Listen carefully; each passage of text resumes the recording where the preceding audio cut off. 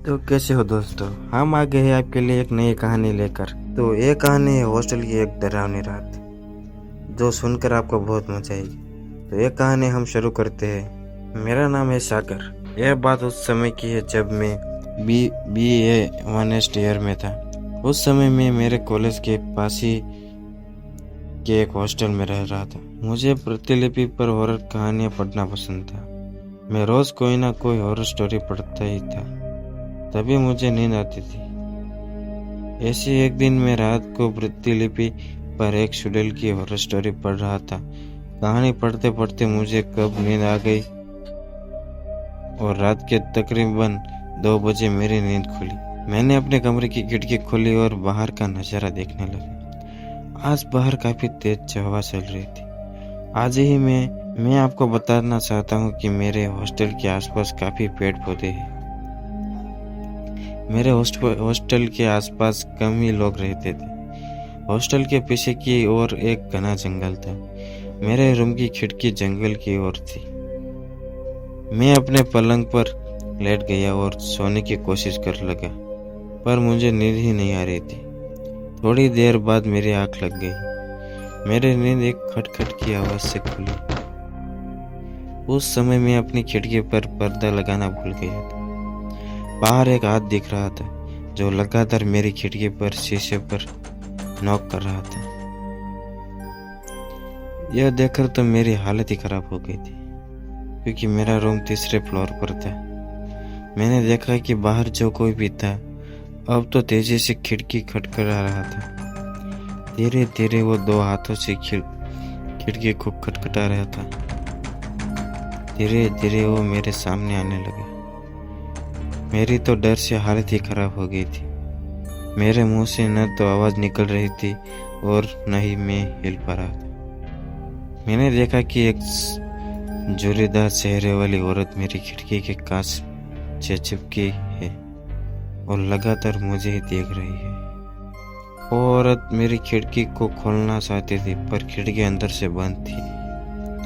अब वो औरत खिड़की को जोर जोर से पीटने लगी और काफी गुस्से से मुझे देखने लगी। मैं समझ गया कि आज ये मुझे नहीं छोड़ेगी। फिर वो औरत शांत हो गई और मुझे इशारों में उस खिड़की को खोलने के लिए कहने लगी। पर मेरी हालत तो ऐसी थी कि मानो मुझे काटो तो खून नहीं निकलेगा। एकदम वो औरत वहां से कहीं गायब हो गई। मेरा दिल अभी भी तेजी से धड़क रहा था। तभी मेरी खिड़की पर तेजी से नॉक हुई। वो औरत फिर से आ गई, पर मैंने अपनी हिम्मत जुटाई और तेजी से खिड़की के पर्दे को बंद कर दिया। मैं जोर जोर से चिल्लाने लगा। शोर सुनकर मेरे दोस्त और हॉस्टल का रखवाला वहां पर आ गया। सभी मेरी हालत देखकर हैरान थे कि आखिर ऐसे क्या हो गया है। मैंने सबको उस औरत की बात बताई। तभी मेरे एक दोस्त ने खिड़की का पर्दा खोला, पर बाहर कोई नहीं था। सभी को लगा कि मैंने कोई सपना देखा है, पर हकीकत कुछ हो रही थी। मेरा चौकीदार रात को मेरे साथ ही सोया था, क्योंकि अब अकेले में मैं सो नहीं सकता था। उस हॉस्टल के रखवाले ने मुझसे कहा कि भैया जी, आपने उसकी आंखों में तो नहीं देखा ना? मैंने कहा, उसकी आंखों में? उसी सुलील की आंखों में। उसने कहा, पर तुमको कैसे पता और उसकी आंखों में देखने से क्या होता? मैंने पूछा। भैया जी, अगर आप उसकी आंखों में देख लेते तो अब तक आपको वो चुड़ैल अपने साथ ले गई होती। जो भी इस कमरे में रहता है उसके साथ ऐसा ही होता है। इस हॉस्टल के 1-2 बच्चे गायब भी हो गए हैं, जिनका कोई अता पता नहीं चला। उन्हें वो चुड़ैल अपने साथ ले गई और उन्हें खा गई। यह सुनकर मेरा कलेजा मेरे मुंह में आ गया। खैर, कल मैं आपको एक नया कमरा दे दूंगा, रखवाले ने कहा।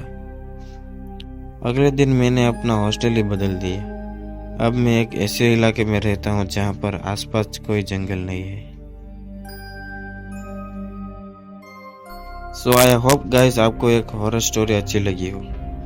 आपको ये कहानी अच्छी लगी हो तो वीडियो को लाइक कीजिए और चैनल को सब्सक्राइब कर दीजिए और बेल आइकन दबा दीजिए।